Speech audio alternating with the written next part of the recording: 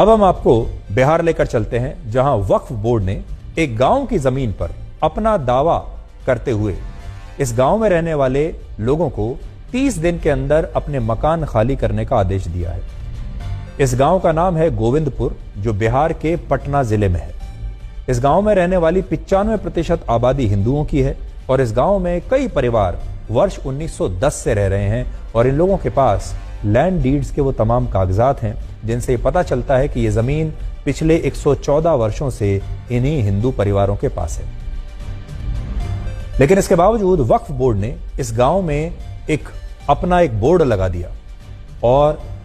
जिस पर लिखा है कि यह जमीन वक्फ बोर्ड की है और इन हिंदू परिवारों को अगले 30 दिन के अंदर इस जमीन को खाली करना पड़ेगा। यह वो बोर्ड है जो लगा दिया गया है गांव में। वक्फ बोर्ड के इस नोटिस के खिलाफ गांव के लोगों ने पटना हाई कोर्ट में याचिका दायर की,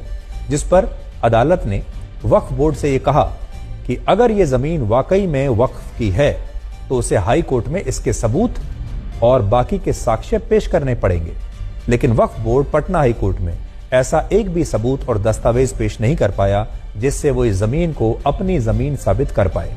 और इसके बाद पटना हाई कोर्ट ने वक्फ बोर्ड के नोटिस पर रोक लगा दी और इस गांव के लोगों को कहा कि उन्हें इस जमीन को खाली करने की कोई आवश्यकता नहीं है। और अदालत ने इस बात को भी माना कि यह जमीन इन्हीं लोगों की है और इनके पास ऐसे सभी दस्तावेज हैं जो पुष्टि करते हैं कि लोग यहां इस गांव में वर्ष 1910 से वाकई में रह रहे हैं। और अदालत के फैसले के बाद वक्फ बोर्ड का नोटिस इस गांव से हट जाना चाहिए था, लेकिन वक्फ बोर्ड ने हटाया नहीं।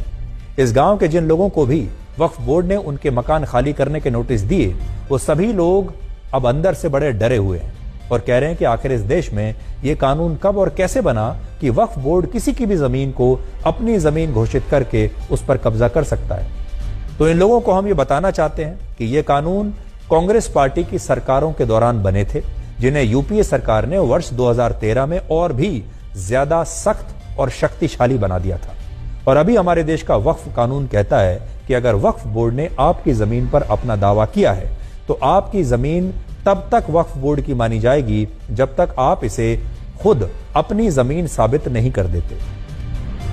इस कानून में संशोधन करने के लिए ही मोदी सरकार इस बजट सत्र में एक नया बिल लेकर आई थी, जिसका कांग्रेस और विपक्षी दलों ने विरोध किया और अब यह Waqf board bill joint parliamentary committee के पास चला गया है, वहां लंबित है और इसे लंबा समय लगेगा। हो सकता है कि इसमें से बहुत सारे जो क्लॉज हैं उन्हें अब हटा दिया जाए।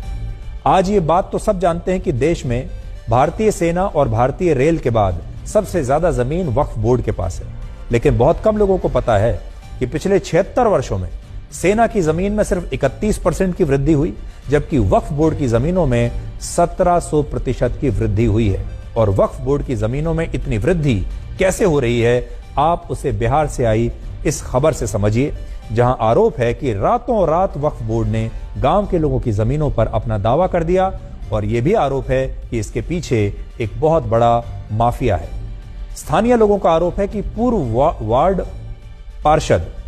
मोहम्मद बबलू का मकान भी इसी जमीन पर है, जिसे वक्फ बोर्ड ने अपनी जमीन बताया है। लेकिन मोहम्मद बबलू को वक्फ बोर्ड ने जमीन खाली करने का नोटिस नहीं दिया, लेकिन बाकी के हिंदू परिवारों को इससे बेदखल किया जा रहा है। और आज हमारी टीम ने इस गांव में जाकर इन लोगों से बात की और हमें पता चला कि वक्फ बोर्ड के लोग अब आपकी जमीनों पर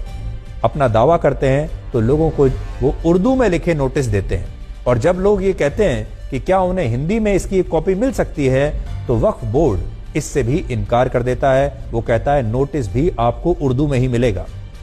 यानी इस देश में वक्फ बोर्ड की एक अलग ही व्यवस्था और कानून चल रहा है, जिसे आप इस रिपोर्ट को देखने के बाद और अच्छी तरह से समझ पाएंगे।